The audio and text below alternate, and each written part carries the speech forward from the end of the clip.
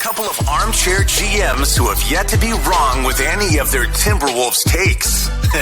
Right. It's Flagrant Howls with Phil Mackey and Kyle Theige. During the conversation we were having off mic to the show here, and I'll just say it. We do feel bad that we didn't provide you guys some sort of emergency Shake Milton podcast over the weekend.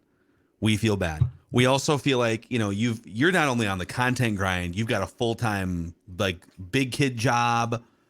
And as a guy who's full-time in the content grind, generally we try to carve out, there's a period at the end of the calendar year and then a period sort of around the 4th of July where unless something huge happens, it's really nice to just unplug for 3 or 4 days. Mm-hmm. So we kind of drew the line at if they trade Karl Anthony Towns or above, Gobert Towns or whatever else that could be.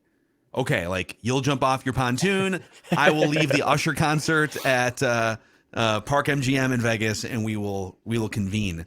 And we decided that Troy Brown Jr. and Shake Milton did not rise to that level. That we'll get to it a couple days later. So I know people have been clamoring for this. We're going to hit you with all of our takes. We feel a little bit bad, but we also feel refreshed. So it's hopefully a good compromise. I would push back. I don't feel refreshed. I've been drinking a lot these last 5 days.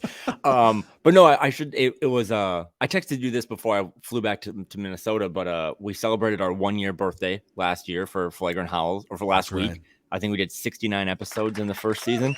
But nice. It was really cool that Troy Brown Jr. signed, and there was a bunch of people in my mentions when I could read Twitter, that is, that were like, hey, we need an emergency pod. So how far we've come. Look how far we've come. I appreciate that. And we have a lot of thoughts. I've been taking notes.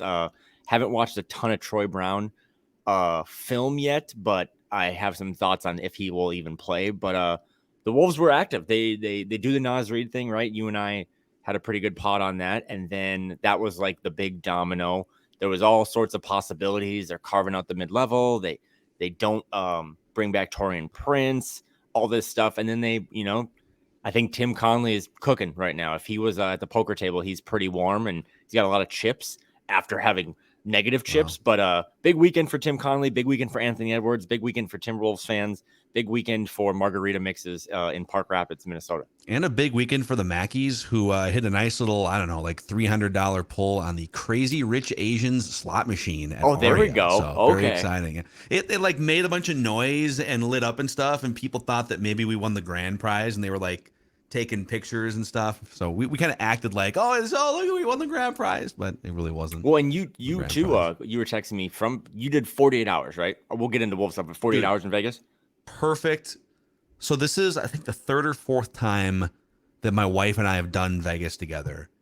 And the other times they've been fun trips. Don't get me wrong. And I firmly believe you don't need to gamble to have fun in Vegas. Facts. I would say 5 to 10% of our, not even 10, 5% of our time is just let's sip on a drink while we hang out at a Wheel of Fortune slot machine for 20 minutes and then go to a show. We love to just get up in the morning and walk around before it gets too hot, walk on the strip. But we've kind of found now 48 hours, 72 is too much. A third night is too much. It just gets to be too exhausting, too expensive, everything. You fly in, for us, we fly in on a Friday night. Have some fun on the Friday night. Devote your Saturday. Maybe a little pool time early. Maybe a little concert late. For us, it was Usher at Park MGM. Yeah. And then you do a little, have a little brunch in the morning on the way out. And bada bing, it leaves you not feeling horrible about yourself. I'm so glad that you've solved the riddle. It doesn't make me feel any better. Nobody in the history of the world has solved this until the Mackeys did. That third, again, we could just do an hour on Vegas trips, but that third night is the one that's always tough. Dane Moore and I are headed out there for Summer League this week, and Dane's, I think, staying for 8 nights, which, if we never hear from him again, wouldn't be surprised. But even that third night, it's oh my God, ugh. Yeah. So, and when you book the trip, you don't think much of it. No. But when you wake up on that morning, you're like, oh my gosh, wow. I fly in Friday morning, and when I wake up, I'm staying till Monday night. When I wake up Sunday morning, I'm like, okay, I'm ready to go home, ready to start a new week, and I got to stay again. But hopefully Josh Minot and the young pups will entertain me enough this weekend. Yes. But before them, like I said, I do need to know what your thoughts were on the Wolves have a bunch of new faces now that are replacing some of our, beloved friends like Austin Rivers, Torian Prince. Those guys seem like they're gone for good. Obviously, TP signed with the Lakers, but some new faces in the mix. So I'm curious what you think. I think, and we'll get to the Ant contract, and we'll kind of put a bow on the Towns rumors and stuff. So let's start with sort of the roster. As of right now, unless something crazy happens, they are essentially running it back with the main pieces with some different trimmings. Mm-hmm. And I will say two things. Number one, I still don't know how far they can really go with the Gobert Towns thing. And unfortunately, we didn't find out nearly as much as we wanted to last year about that pairing, right? Like, we're still sort of asking the same questions we were a year ago when we were doing we were literally doing the emergency Gobert podcast like a year ago today or yesterday, asking questions like, can those guys play together for, X amount of minutes a night? Can they play together in the playoffs? Can they this? Can they that?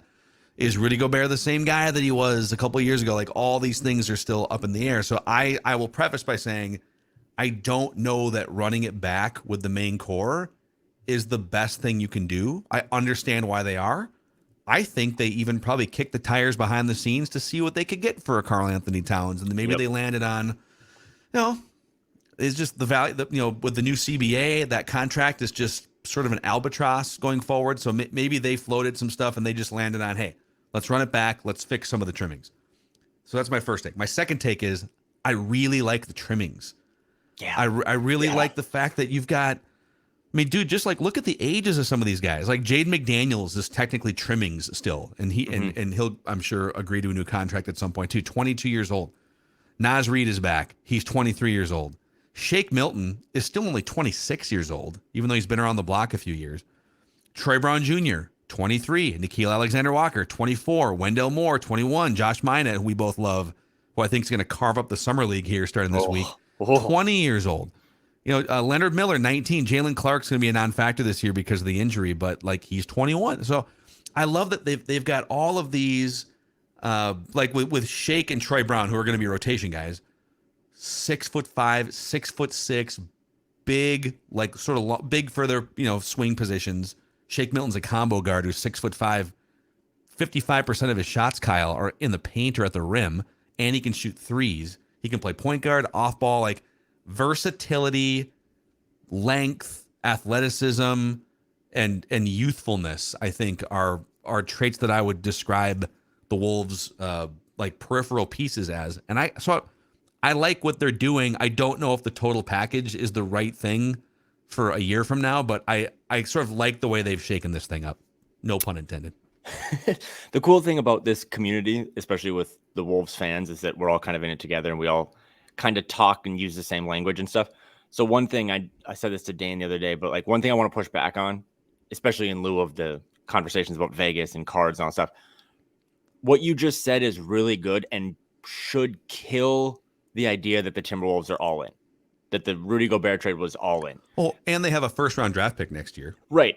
So we will probably just end up talking about this until 2030 about the Gobert trade, but I do want to now that you start to see this come out, 5 of the 15 players on their roster are north of 25. So they have 10 guys, as you just listed them all, that are under 25 years old, right? And Shake Milton's 26.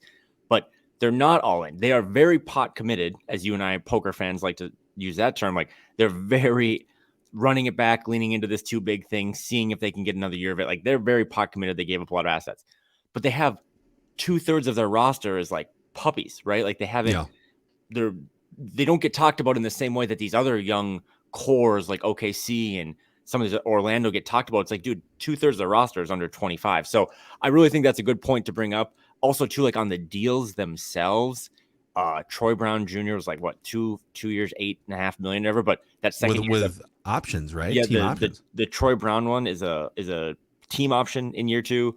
The Shake Milton one is a team option in year 2. I think they got Nickeil on 2 full guaranteed years, but he's kind of the young fringe core piece you wanted to add, that you got at the deadline. So again, not only did they get good trimmings that filled this perfectly detailed, but they also they're lining things up that I don't still think Karl gets traded this summer, but they're starting to have like Kyle Anderson's a free agent next summer. Mike Conley, you could get rid of Shake Milton, you get rid of Troy Brown. Like you're going to figure out next summer what this roster is going to look like for the next 3 years. Yes. But you gave yourself flexibility.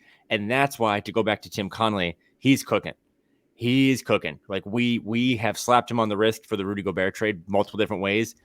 Find me a move he's made since then that wasn't like, holy bleep, like that was good. Because they've all been really good. And they make sense. We talked about this last week. They're connected and they make sense. Like having player options next year, that gives you the flexibility, not the player. And then you see some of the guys that were included on the way out, like Malik Beasley, who went from being a $20 million a year guy, right? To he literally didn't he sign like a $2.5 million? He's like a veteran's minimum with the Bucks, which I actually really, really, really like that move for him and them. But again, for the regular season, mate. Do you think he's going to be playing in like the fourth quarter of a Eastern Conference Finals game? But he's one of those guys that you're starting to see in the NBA as like innings eater, right? Like he can, I think he led the league in threes off the bench for the Lakers last year. Like if he can give that for the Bucks and allow, they're like an older roster now with Drew and Middleton and Brook Lopez. Like just give them more wiggle room to rest some guys in the regular season. But yeah, Malik Beasley, veteran minimum. I think Pat Bev, vet minimum in Philly, like Vanderbilt doesn't really play in the playoffs. D'Lo took a pretty sizable. I mean, he still got paid, right? He can still go to Croatia in the summer, but that's not what he. That's not the max contract. And by the way, he's going to essentially get frozen out by like Gabe Vincent's going to be probably a bigger factor at point guard for the Lakers when it's all said and done. It is. I mean, they gave up a bunch of first round picks, but to your point, like about not being all in. Okay, so you don't have a handful of first round picks. I think there's still an odd misperception though that they've traded all of their first round picks. No, they still have a first round pick. Like they literally have a first round pick next year.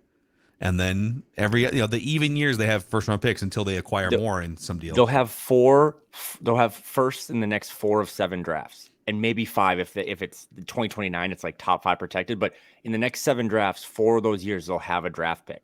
Now they can't control some of that because it's, could be a pick swap or whatever. So like you can't trade the 2026 one. But yeah, again, like they have a lot of picks coming up, and if they're as good as if Walker Kessler sucked, the Rudy Gobert trade would look so much different because none of the other players that were in that are above average. Yeah. And if Kessler would have just been a stiff, but yeah, I digress. But I think just to put a bow on the Tim Conley part of this, do you think maybe now that we've let this whole year play out and we've seen how he operates on the margins with his other trades, starting with like the Conley trade, getting Conley for D'Lo, getting Nickeil Alexander-Walker, the second round picks, which he then he starts spinning those into like moving up for the 33rd pick, and then the moves he's made just in free agency here. Like I almost feel like ownership had a big, maybe it wasn't, I'm just speculating here, but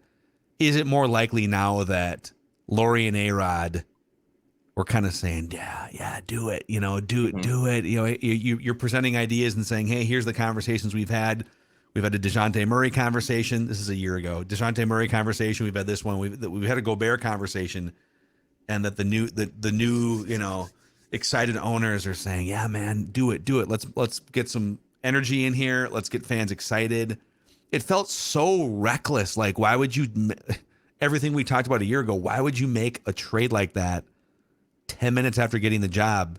And now all these other moves he's making are very calculated. It's like small little, you talk about poker. It's like he's picking up small pots, building this thing, right? Why put all your chips in like that right away? It almost felt like it was outside of how he did it in Denver and outside of everything else he's done here in Minnesota so far.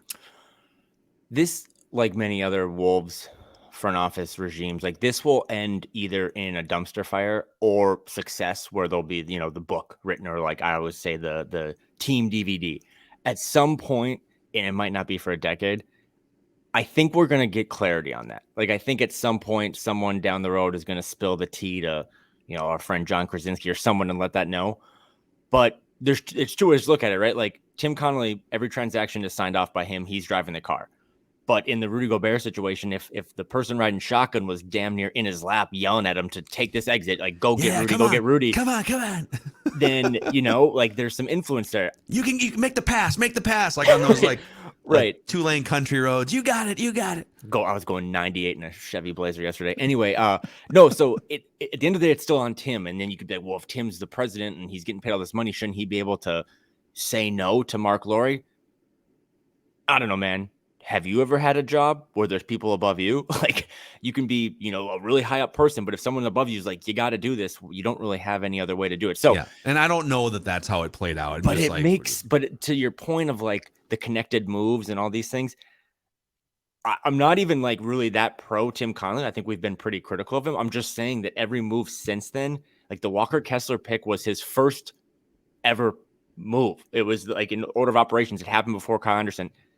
He might have drafted one of the best defensive players in the league. When you go back and look at that draft, because now we're bored. It's summer. Like, let's redraft 2022. Walker Kessler was not beloved by many, myself included. Like a lot of people are just like, oh, is that another like Myers Leonard situation? Big, tall, white guy from kind of like the Big Ten or whatever coming in, and he's going to be a stiff. He's really good. That was his first move. He signs Kyle Anderson. Wendell Moore, TBD, Josh Minot, we think we're pretty high on. And then every move since then, he waited for D'Lo, the perfect timing. He didn't extend him, and he got tangible assets that he's now like re-signed turned one of those seconds into Leonard Miller. So he's done a lot of good things, and it does seem like more than anything, he's just, I don't know, maybe just like this is my job now. Like he's embraced it and he feels good. This is where he like on the margins, finding the second round guys. That's where the Nikola Jokic thing, right? Like that's where he's in his best. It's just finding those kind of market inefficiencies of Leonard Miller. That guy was a lottery pick in a lot of people's eyes. I'm just going to move up and go get that guy and add him to our young stable of, like you said, 6'7", 6'8", 6'9" athletes. So he might never get out from under the Rudy Gobert deal. Like his goal might just be to break even from a transactional standpoint, but it's better than like if he would have, extended D'Lo for 4 years, $150 million, right? Like the market showed you that that's not a thing anymore. So it'll be interesting. Great free agency. I thought they would maybe go in a couple different directions. Obviously the Bruce Brown thing was never going to happen because he got a ton of money from Indiana. Dante DiVincenzo got a ton of money from the Knicks. So I like Shake Milton. I don't think Troy Brown will play because I don't know if you've dug into the tape, Phil, but shoots some threes, long, plays a little defense, but I would just rather see Josh Minot get those minutes. Yeah, he's more of a developmental piece. So that's the thing. Like I agree with you, and I think Josh Minot is going to go off in summer league. I mean, in the G League, he was a 21-8 and 3 guy, quotes, right? They're doing like training camp this summer or this week for the summer league team, but like his quotes to I think Jace Frederick and a couple other guys was, you and I were talking about it off camera. Like he seems very content as a 20-year-old. He turns 21 later this year, but also like, hey, I'm not redshirting again. Like I want to start to show that he's a 20-year-old kid going to Vegas and he wasn't talking about offense. He's like, I know every defensive scheme they want me to know. And that was him subtly kind of being like, hey, Finch, like you have to play me this year. You have to find a way to put me in the rotation. Yeah. He seemed like, and I wish I had the context of like seeing the video of it. I just am reading the quotes too, but it almost seems like he had a little chip on his shoulder that he didn't get more run last year. Mm-hmm. That all these guys were injured and stuff, and he basically said like, well, I'm going to have to force an opportunity to be given to me. So I think of all these guys in this bin, like once you get past the obvious 8 or 9 man rotation, let's say like the obvious 8 are in terms of like your rotation. Gobert, Towns, Jaden McDaniels, Anthony Edwards, Conley, those are your starters. Naz Reid. Kyle Anderson, Shake Milton. Those are probably your top 8 in terms of minutes. And then maybe like a Nickeil Alexander-Walker as a 9. Troy Brown probably shows up like 10th on that list right now. I would love to see Josh Minot and maybe even Leonard Miller climb up. Like Troy Brown Jr. should be sort of, and there might still be some upside there. He's still young, but he should almost be the bar that you're looking for. Wendell Moore Jr., different position, but like Wendell Moore Jr., Josh Minot, Leonard Miller. Can you guys climb over this and fight for one of those like last couple bench rotation spots. I would love for that to happen at some point. Troy Brown did shoot, I think, 38% from three last year. So he's a better also, shooter than Josh, at least at this moment. But because we're a going to a lot of guys shoot 38% when they get to play with LeBron and Anthony Davis. I will say this: Troy Brown Jr. for his career is a very good corner 3-point shooter, pretty consistently.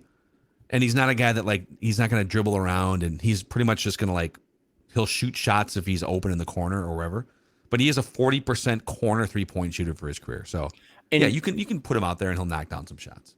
Just spoiler alert, at some point, October, November, you and I will just be on this ranting about how he should be benched. I mean, it's no fault to him. He seems, someone said he's a really, really, really great kid. He played basketball at Oregon. But it's going to start, again, going back to the politics of the salary cap and how much each person makes. I would imagine Troy Brown is slotted in on the depth chart ahead of Josh to start the season.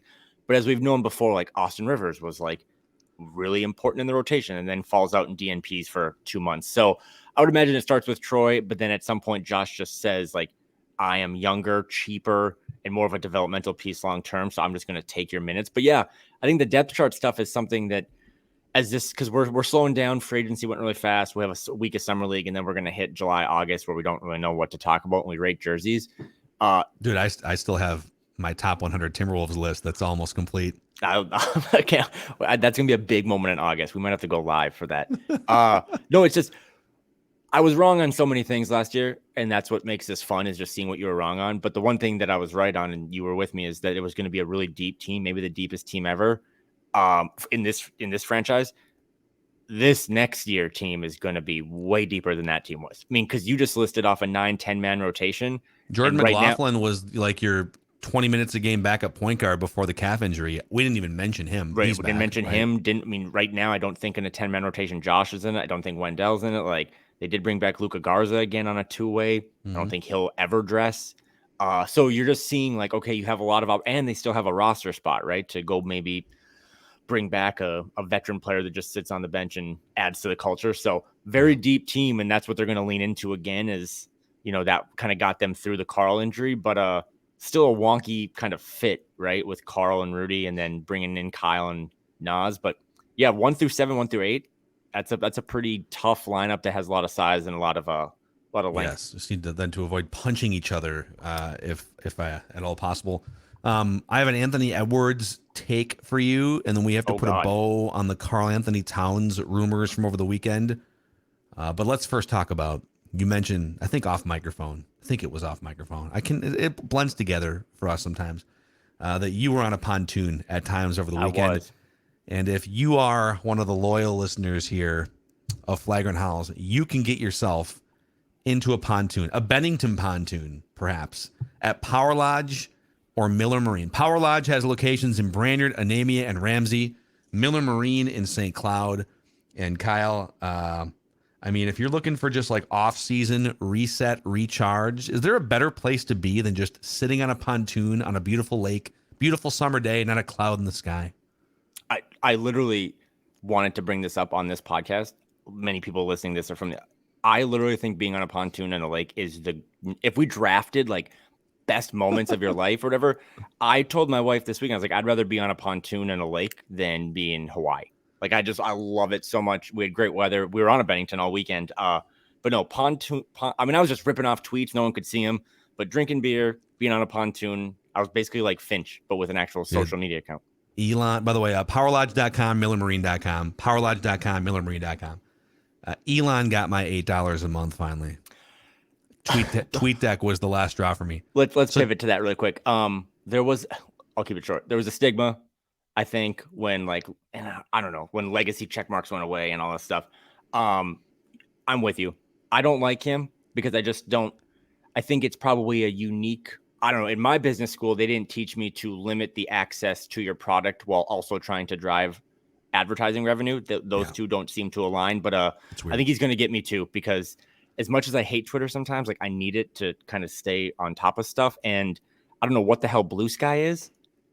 So not going to make it to that. And then I guess Instagram is going to have their own. I don't know. I don't really trust Zuckerberg. Yeah. So Meta is smelling some blood in the water here, and they're going to create something. But so TweetDeck, for the 6 people that understand. No, this what is good. I'm Go off about. on TweetDeck. TweetDeck has been around. It was a third-party app like 13 years ago, and then Twitter bought it. So congrats to whoever created TweetDeck and got paid. And so it's essentially just like a layout. It's a web-based layout of all of the people you follow, but then all the categories. Mm-hmm. So, if you're an idiot like me and you need to keep tabs on what's happening in different leagues and teams and stuff, I have people categorized. And living without that for like 3 days over the weekend was just a very difficult, traumatic experience for old Macadac. And so they rebuilt Tweet. They shut it down, rebuilt it, and now are putting it behind the $8 a month paywall.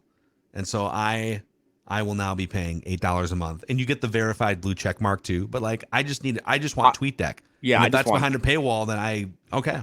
Yeah, if there's any accountants listening to this or tax people, if there's a way for me to write off paying for Twitter, that would be a great tip. But I'm gonna have to do it too because, man, I tried to log off this weekend. It was on a vacation, but when the Dame trade demand came through, and I just kept trying to scroll, and it kept saying rates limit exceeded.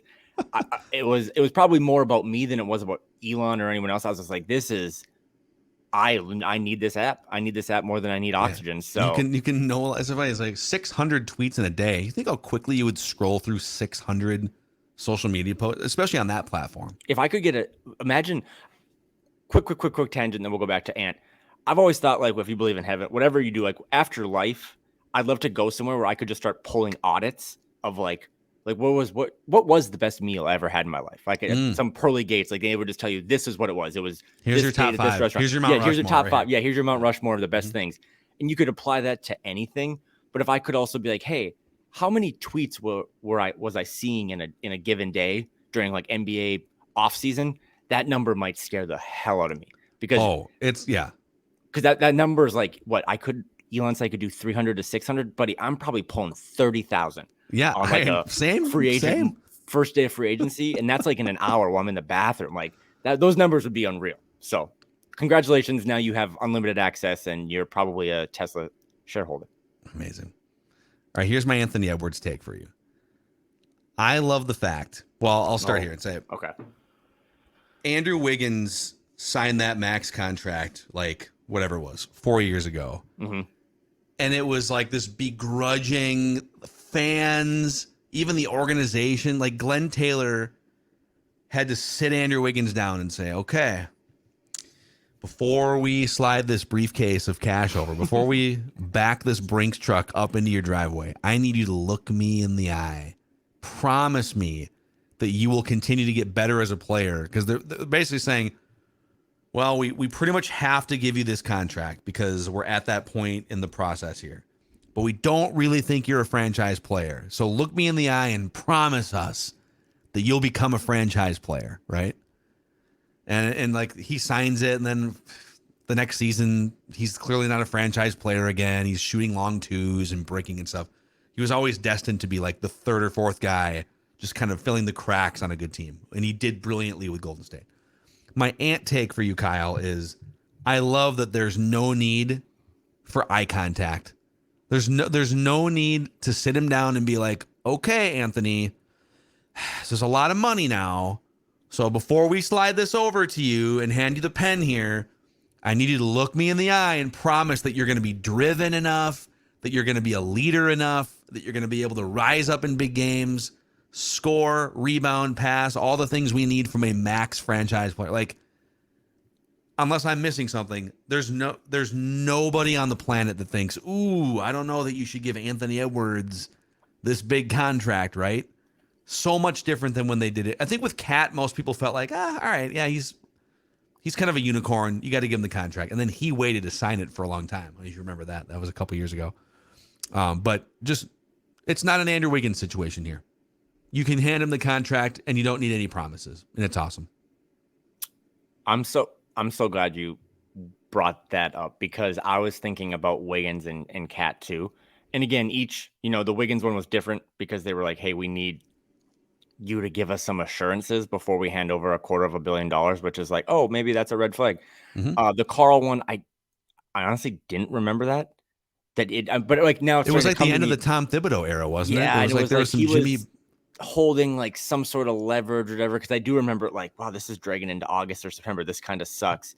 But that again, each person has their own situation or whatever. I just want to focus on Ant, and I think you're spot on.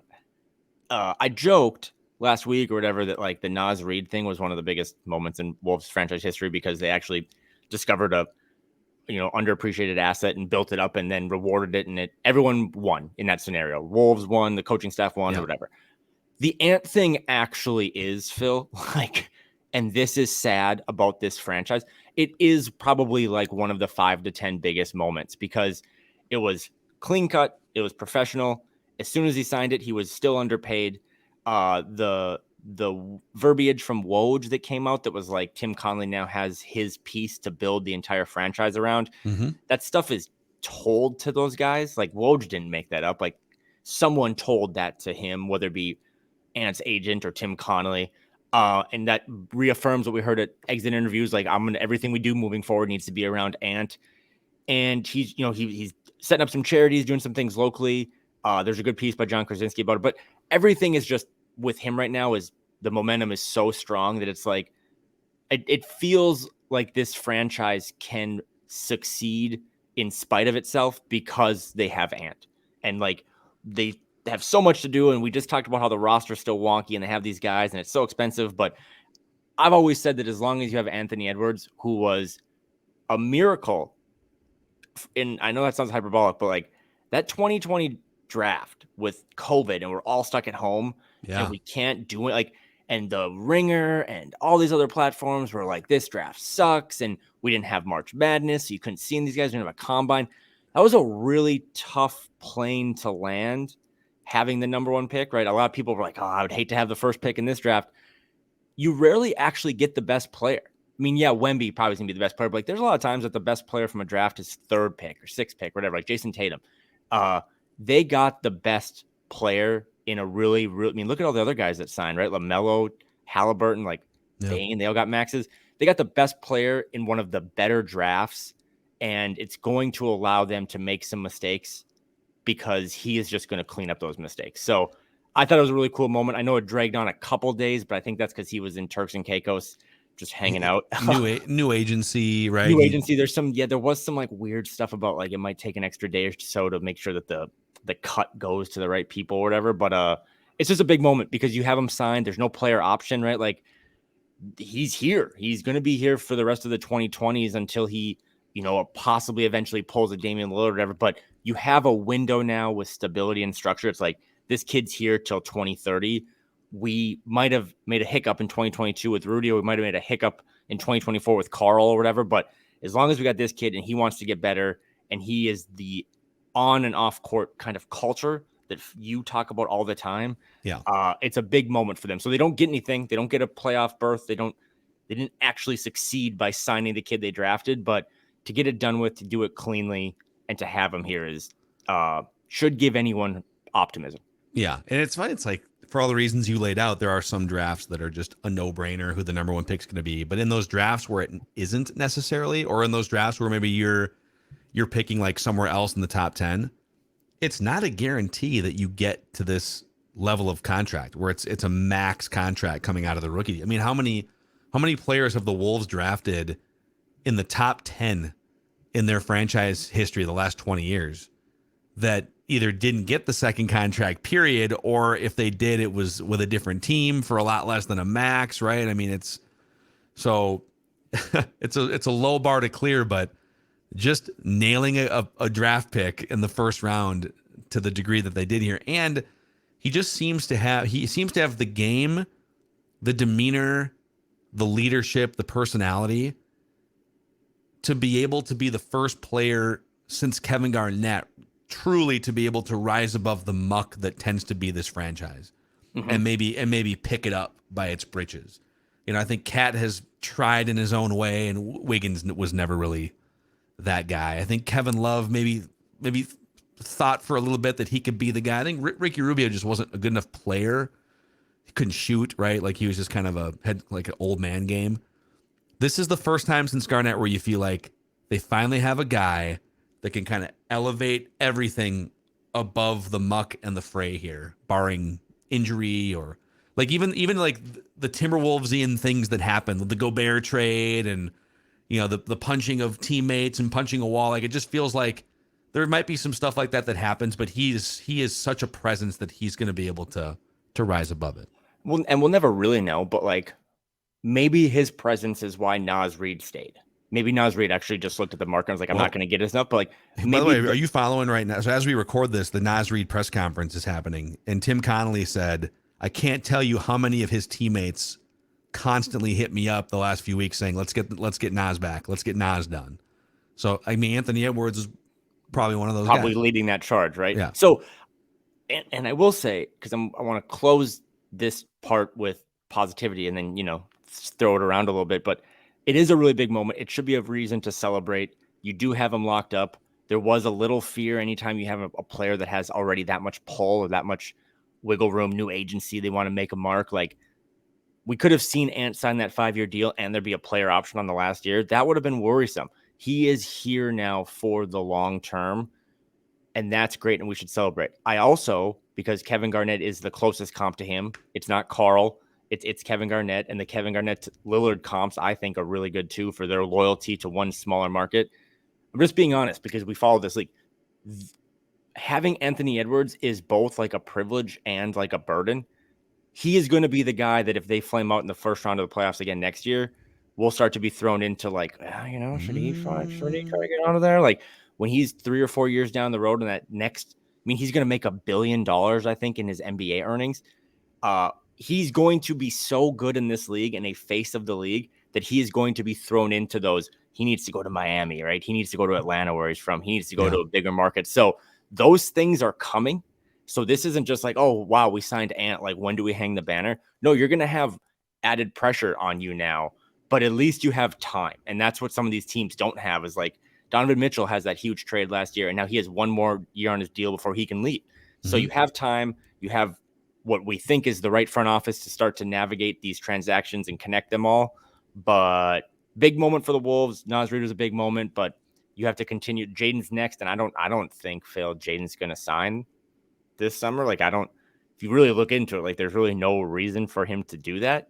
I think he's just like, I'll keep playing and make you pay me 5 years, $150 million, which is, maybe he asks for a max at some point. I mean, they have a lot of time to figure it out this next season and into next summer and all that stuff, but it's only going to get more expensive after you just gave Ant $260 million. So would it be the worst thing though, if Jaden McDaniels, if his representation said, you know what, man, let's bet on ourselves here.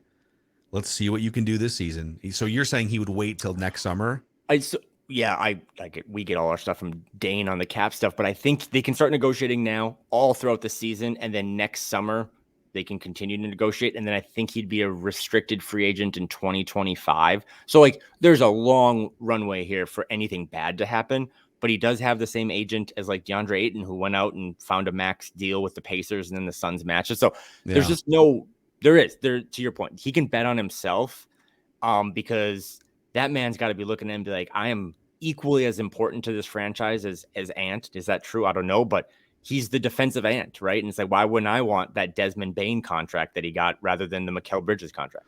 Yeah, I guess if he went into the season trying to prove that he's worth something bigger, maybe that winds up being good for the team. But then, the financial issues they have are going to have to be ironed out. Jaden McDaniels will make the 10th most amount of money on this team next year. That's crazy. Like, he will make less next year. I think he makes $1,000 less than Troy Brown. Yeah. Like that's not nothing. Like that might not be if I have to guard the toughest guy every night and I have to be expected to not punch any more walls, I don't want to make as much as the guys that are DNPing. So maybe he won't bet on himself, but I don't think we're going to get a Jaden McDaniels contract extension announcement anytime soon. Yeah. Okay. Last thing for you here. And do we have a Kyle question of the week too? Oh, I'll come up with one. Yeah. Okay. So before we get to that too, a couple days ago, Chris B. Haynes on a podcast with Mark Stein. So two of I'd say you got your Woj, your Shams at the godfathers of breaking news. But then there's a second tier of like Chris B. Haynes, Brian Windhorst, Mark Stein, these guys who are super plugged in. Maybe they don't have like every breaking news nugget that Woj and Shams have, but they're like very plugged in and they're kind of in that reckless speculation wind tunnel, if you will. So Crispy Haynes gets a lot of information. He said on this podcast, quote, the Clippers, the Timberwolves, the Pelicans, the Celtics, those are the teams off the top of my head that I know called out to reach to see what it would take to get Damian Lillard. So just flat confirming that the Timberwolves made a phone call to Portland. And then he says, Minnesota, obviously, if they're trying to get in the Dame sweepstakes, you know it would take Karl Anthony Towns, but that was quickly eliminated, as well as all the other teams that tried. I'm not going to say eliminated. He continues and says, I won't say New Orleans are eliminated, but the Clippers, I think they know the chances are unlikely. So when he says the Timberwolves called the Blazers, you know that it's going to take Karl Anthony Towns, but that was quickly eliminated. We kind of argued about this on Mackey and Judd today. Yeah, I heard you guys talking about that. Yeah, Judd was kind of saying like, oh, the Wolves made a phone call. They were told it's going to take Towns. And so they said, no, we're not going to do that. And I said, well, why would you call them? Like, it's Damian Lillard. He's a future Hall of Famer. He's one of the great offensive players in the league. What are you going to like trade him Gobert and or Jaden McDaniels and how are you going to make the salaries match? As you just said, he's the 10th highest paid. So it's like Gobert and Jaden. You make that phone call because you're gauging Karl Anthony Towns for Damian Lillard. And I think the Blazers are probably the team that said, we can probably do better, or we want like younger players or capital, right? Am I wrong on this? Like that, I feel like that's why else would you call the Blazers? What are you offering in that conversation if Cat's off the table? Yeah, that's a good question. I mean, there's been enough. How many times have we done this since like April? Like, where there's been enough, not even real smoke, but just like kindling of Karl rumors that you're starting to be like, okay, well, maybe, like, I think Doogie always says this, right? Like, they're maybe not calling, being like, hey, what would you want for, or what would you give us for Karl? But they're definitely answering the phones if people call the Wolves about Karl. But I the reporting on that was really weird, but I am kind of with you. Like, I don't know why Tim Conley, who's pretty well respected, would call and be like, hey, like, how can we lowball you? We want Damian Lillard. Okay. Yeah. What do you have to offer? Anthony Edwards? Well, no, like that's a non-starter, right? Like Jaden McDaniels, even just logistically, how would it would have to be Jaden McDaniels plus Gobert's contract. Mm-hmm. Mm-hmm. And why would they take on Gobert's contract? And the thing I've learned a little bit doing this now for a couple of years is that the way this is all reported, I mean, we got that and we made content out of it and it was really fun. But a lot of these teams do just like call each other. Like, hey, like if I went to your house and you were at my house, I was like, hey, what do you want for that gray Minnesota Vikings like blanket sweatshirt in the back? Like they just call and ask a bunch of wild, like the double XL, like they just ask a bunch of things, just trying to gauge interest. But then when Chris Haynes or Woj ever talk to these people, they're like, oh, has anyone called you about Dame lately? And they're like, oh yeah, the Timberwolves called us. Like they offered super us like, weird though, man. Like they were like four offering a Wendell Moore and 4 veggie patties or whatever. So that reporting wasn't very good, to be honest with you. So I don't know who. I don't think the Wolves are still like fully putting Cat out there as available. But I always come back to, because I like Portland being out here. I like the Wolves. Obviously, like I think a Karl for Dame trade makes a lot of sense for both sides. Blazers fans don't really love it. I think Wolves fans are, not to speak for everyone, but I think they're pretty much like that would make a lot of sense. It would also just balance out the roster and the financials a little bit. I mean, Dame's not cheap, but his contract doesn't run as long as Karl's. So yeah, it's interesting. And I don't think you mentioned this yet. They might have just called to be like, hey, what would it take? And they're like, well, it would have to be this. And like, oh, no, thank you. But if you need us in a third team or a fourth team, they're probably trying to keep their options open because, again, this was all fun. Free agency was fun. Summer league's going to be fun. They're going to have to make some sort of big move in the next 12 to 18 months. And maybe they're just trying to keep their options open of like, well, if you got to make this a massive 4-team deal and you want to get the Toronto involved, like maybe we'll jump in. And then maybe that's when you see Karl or Rudy or whatever get traded. But the interesting thing here, though, is so Lillard finally pulled the trigger and said, okay, I can't do this anymore. It's just like the breakup that everyone saw coming from 3 years ago is finally happening. You just hope that he's not too old to really cash in on this, but I'm rooting for him wherever he lands to have success and to go to the finals. I hope he wins a championship. All that said, he wants to go to Miami. Miami has nothing to offer. like Tyler Hero is the centerpiece. And even I don't think they can offer draft picks until like 2026 or 28. I think it's 28. Yeah.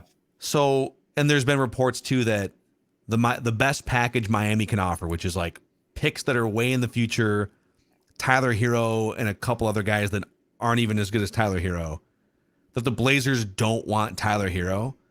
So to get Dame to the Heat, they'd have to essentially take some scraps from the Heat and then flip Hero to another team. But then how does Portland wind up getting any value for one of the great offensive players of all time?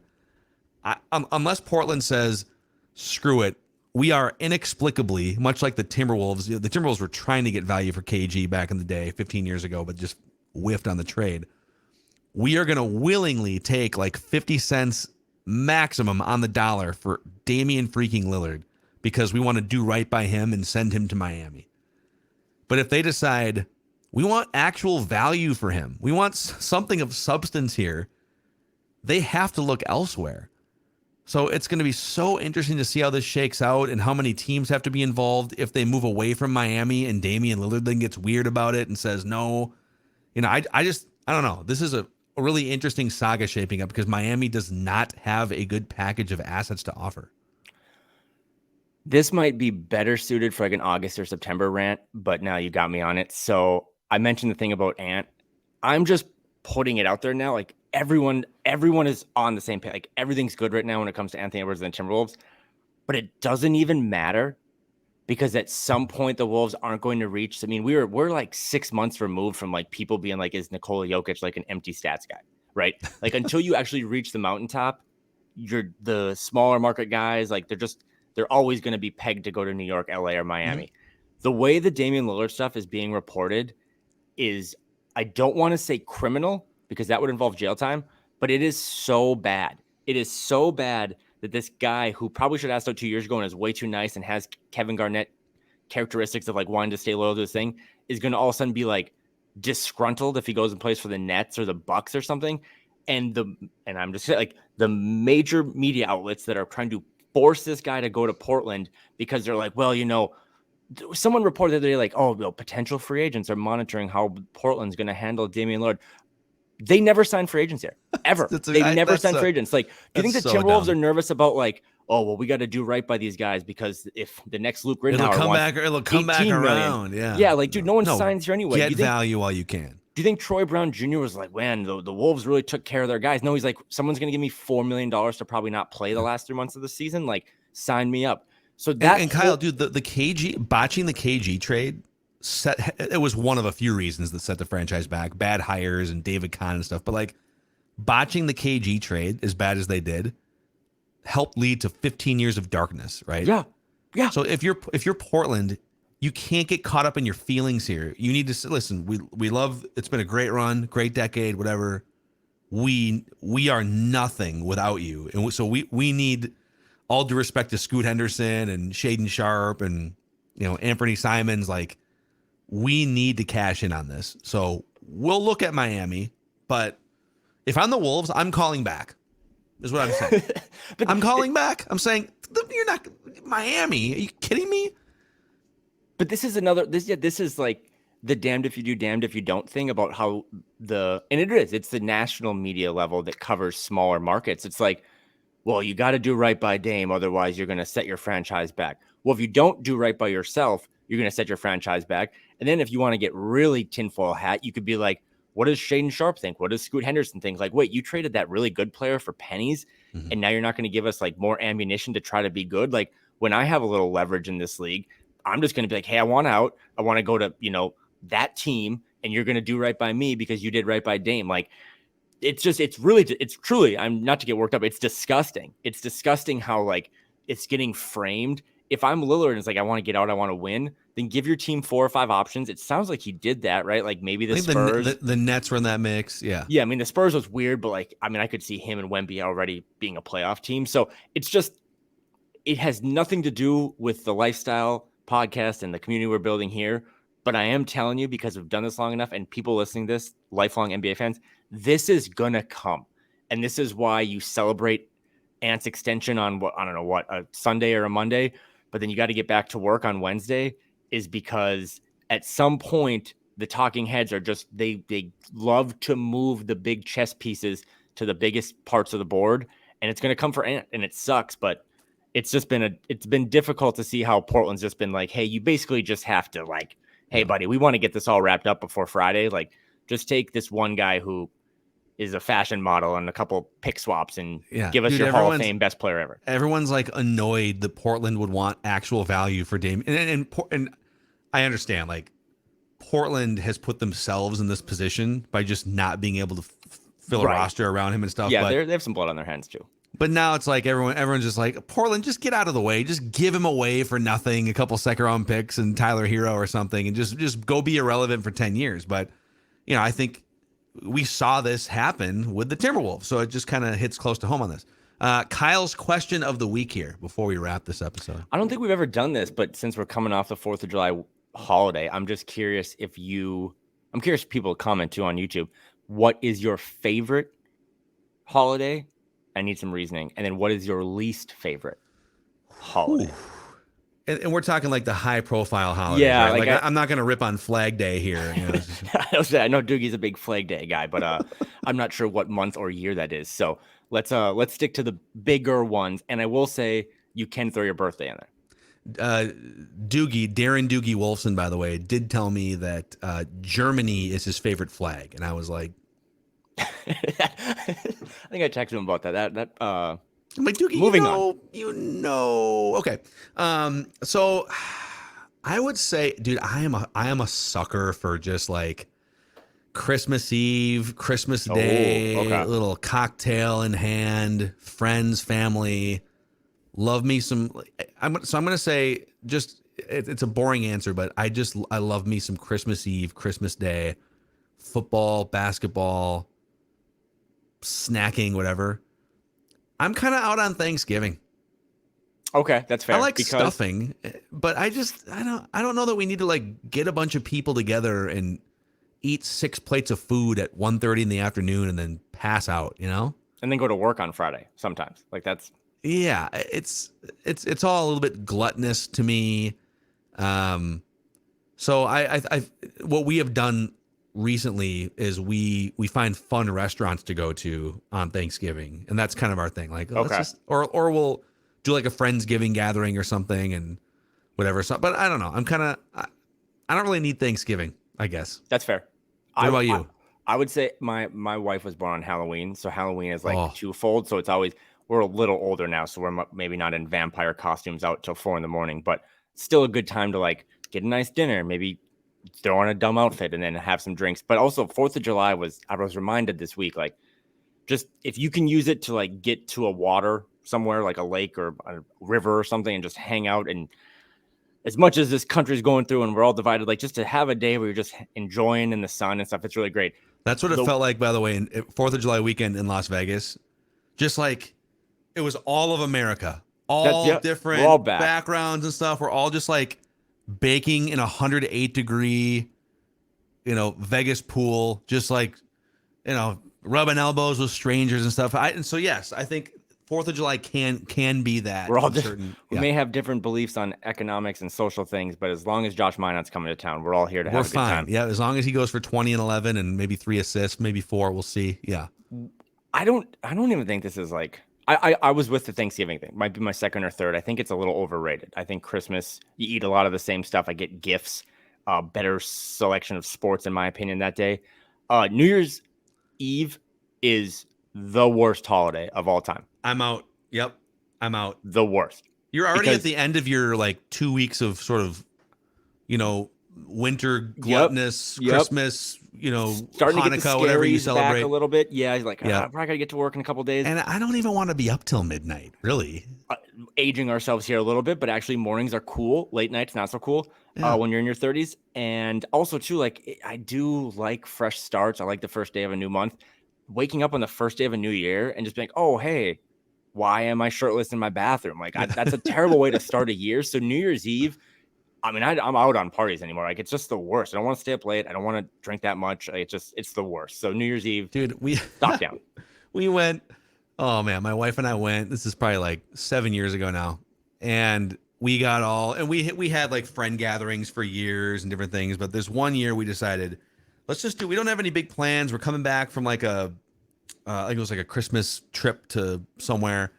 So let's just do a little reservation at the St. Paul Hotel, downtown St. Paul, Ooh. get some nice dinner, go sit down in the lobby bar, drink some old fashions. And then like, we'll be down in the lobby for like, everyone kind of comes down for like the celebration. Right.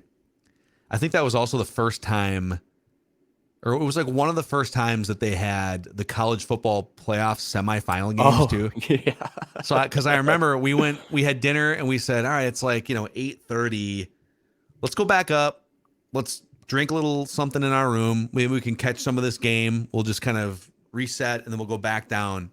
We both fell asleep at like 10:15.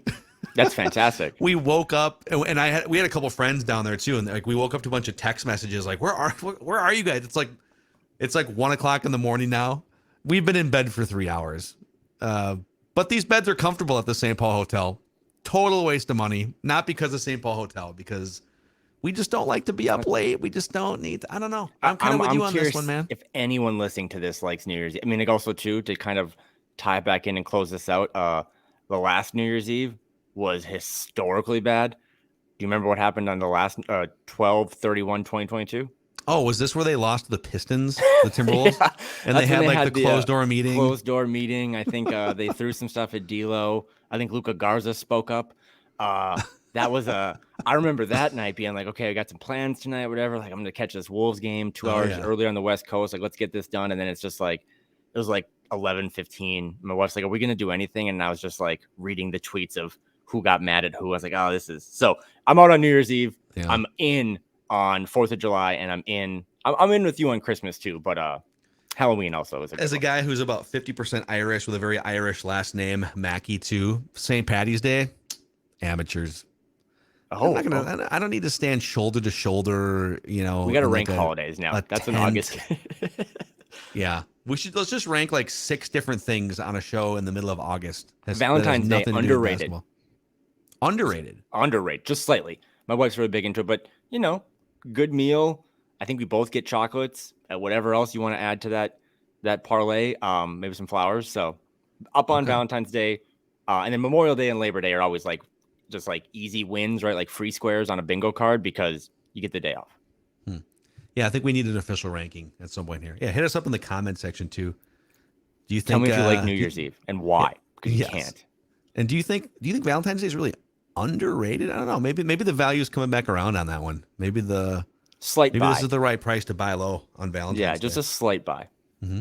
If you guys could click the subscribe button and the like button on the Score North YouTube channel, and also give us a 5-star rating and a positive review on Apple Podcast, the Flagrant Howls podcast, you can help us spread the word about your favorite Timberwolves lifestyle podcast.